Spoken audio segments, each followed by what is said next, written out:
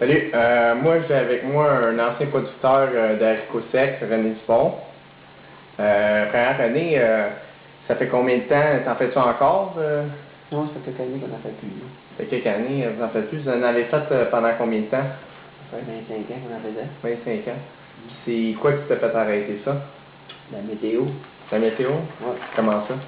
Bon, c'est parce que d'habitude, quand il tombait un pouce d'eau, la récolte s'est affectée, mais là, depuis quelques années, un pouce d'eau, on a ça tous les semaines. Ah.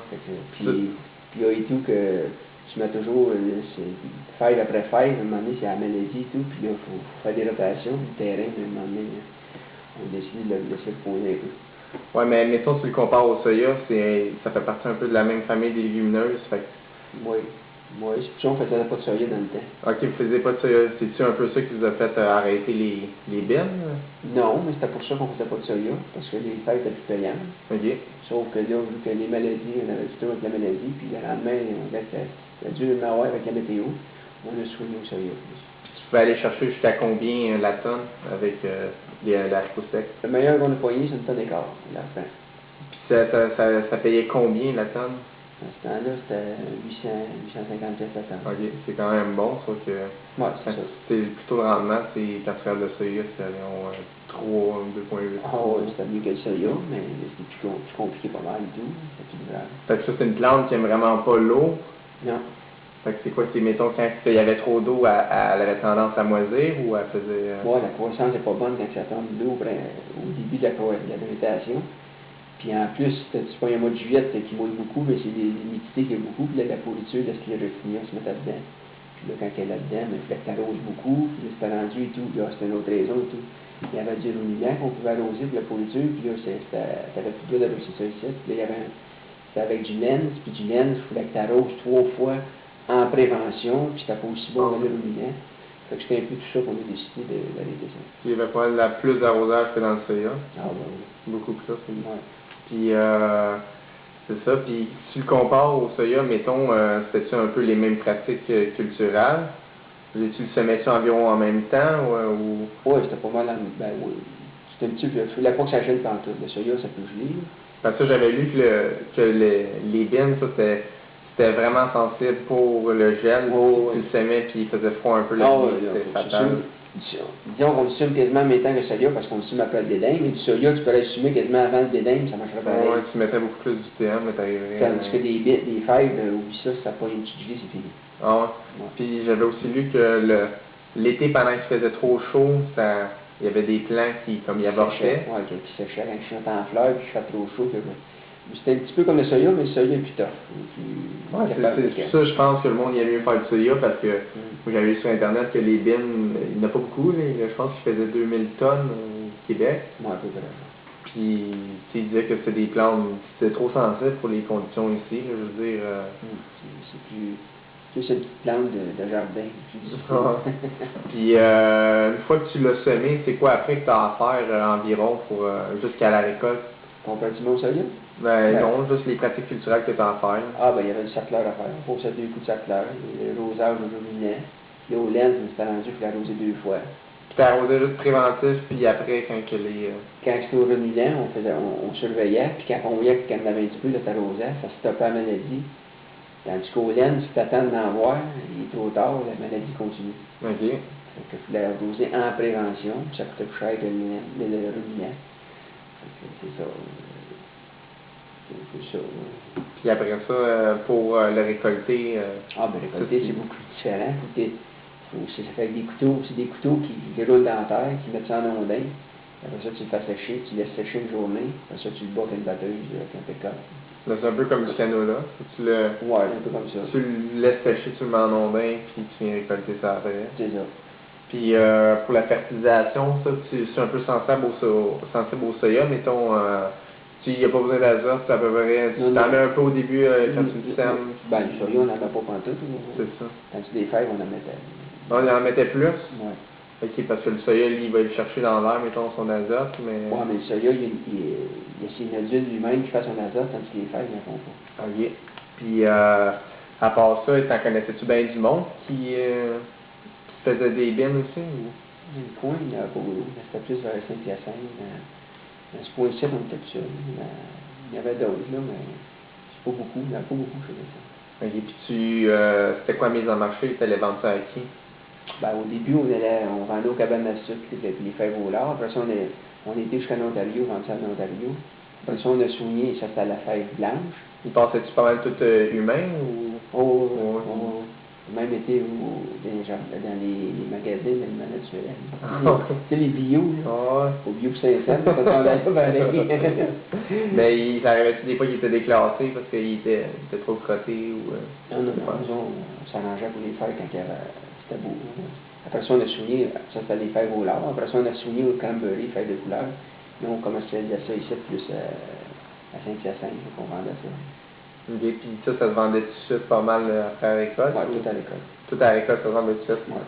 Puis c'est-tu pas mal tout le temps les mêmes acheteurs que tu as eu pendant les 25 années ou ça a pas mal changé? Très beau. Mais quand c'était les fèves blanches, ça changeait beaucoup parce que là, on les faisait cribler, on les ramenait. Comme la cranberry, ça, tu dis qu'on l'envoyait tout de suite. Là.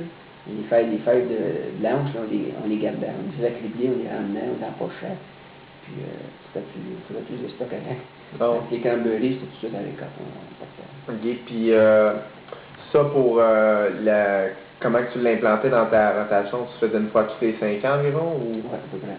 Comme un peu ça remplaçait le soya, dans le fond? Comment le soya, mais là, c'est le monde, ils vont plus un an, tous les 2 ans, le soya.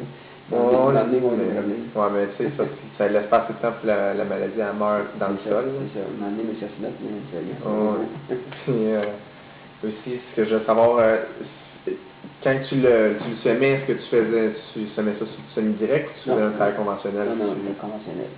Tu faisais pas comme. Même plus que conventionnel, parce qu'on a fait 3 fois, un coup sur le long, un coup sur le travers, un coup sur le Ah long. ouais?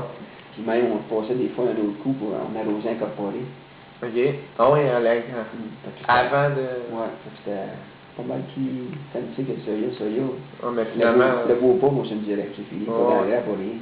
Mais finalement, ça te revient gros, ça te revient cher à la tonne, mais ça te coûte cher d'intrants puis de passement. Il en reste plus, mais c'était pas mal plus grave. Le soya, j'ai rien fait. Il en restait plus avec l'ange? Oh, Parce qu'il me semble 3 coups de vibro puis des détails. puis avec le petit arrosage, des fois. Ça calcule, mais ça donne ton écart, là, puis 800-900 pièces, ça chute vite. Comme on veut, ouais. Sauf faut que tu l'aies cherché que t'en aies beaucoup, justement, un bon rendement. Vu que Ben c'est sûr. C'est pas comme du bédin, une tonne point 2, une point 3 quarts, ça paraît gros. Non, ouais, c'est pas. Ouais, c'est ça. Puis ça, tu récoltais quand environ ça? C'était-tu environ. Au début septembre. Tu sais que ça ressemblait au soya un peu quand c'était prêt. Ouais, c'est un peu avant. Soya, ouais, c'était avant le soya. Soya, c'était haut quasiment fin septembre, début octobre. OK. Puis est-ce que tu penses que tu vas en refaire un jour ou. On ne sait pas. Tu penserais pas? Non. Non. Puis est-ce que vous y pensiez avant d'arrêter ou c'est vraiment après cette année-là, vous avez fait finalement ça vaut plus la peine ou ça faisait une couple d'années que vous y pensiez? Chaque année on voyait, puis là, maintenant c'était perçu, on arrête ça. OK. À force de temps, je suis à 4,38. 4,38 pour une pièce. C'est ça. Les limites, là. Ah ouais. Puis c'est pas mal ce que j'avais besoin de savoir.